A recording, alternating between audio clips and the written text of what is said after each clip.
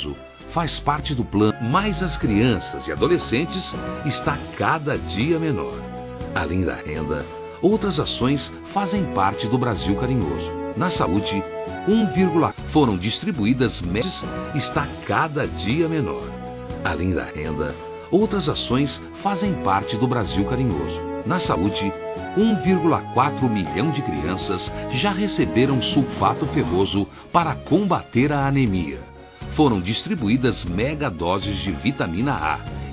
A rede Aqui Tem Farmácia Popular também passou a oferecer medicamentos gratuitos para a asma.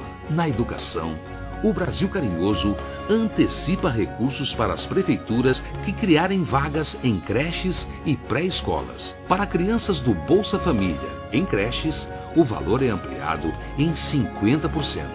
Além disso, o valor repassado para a merenda escolar aumentou 66%. Eles estão bem. Adolescentes podem se dedicar integralmente àquilo que devem fazer: estudar e brincar.